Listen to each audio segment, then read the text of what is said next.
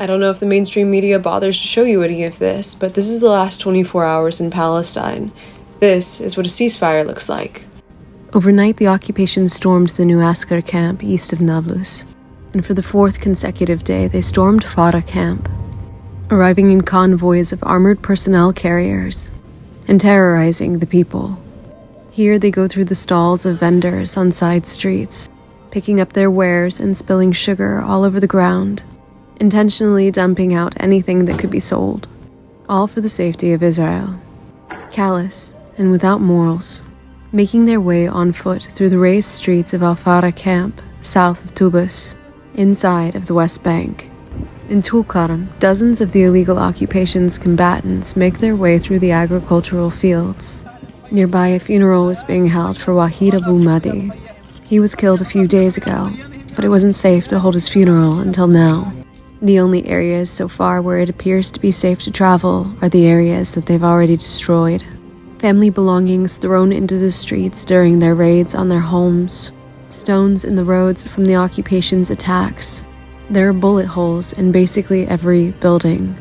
In Jenin, the occupation continues to burn homes to the ground. That's when they're not using explosives. Inside of the densely packed city, a column of smoke and concrete dust rises, blanketing the neighborhood around it. This is another family home accused of being terrorist infrastructure.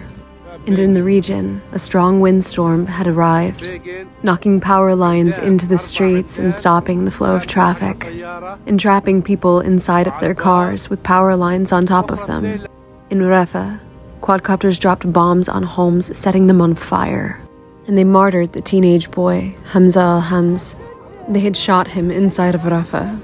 Here, his family grieves his martyrdom, as the occupation continues to find ways to take everything from the people of Gaza. The people learned of Trump's plan to take over the Gaza Strip, and Maria has a question for him. She says, "I am the child Maria Hanun from Gaza." If she asked him to leave his home and his land, to live in Egypt or China, would that be acceptable to him? If he would refuse to do so, why would he want to force her to accept it, to leave her house and her land? Isn't America supposed to be the country of freedom in the world? Which freedom is America talking about? And she has some advice. You can control the whole world, except for Gaza, because Gaza is the world. This is from the last time they suggested emptying out Gaza. Back then, only 300,000 people lived there. This is all that remains of their attempts to ethnically cleanse the Gaza Strip.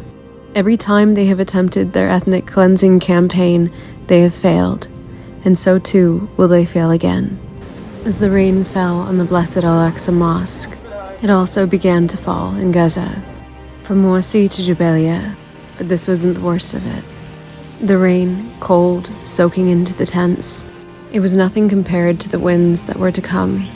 Violently, they shook the tents, threatening to blow all of them down. The wind was lifting up even the most sturdy of tents, and the poles and trees continued to fall all night, falling on family tents and children. Makeshift tarpaulin tents completely collapsed, falling onto the families inside of them. I cannot blame the occupation for the weather, but for the condition this girl finds herself in.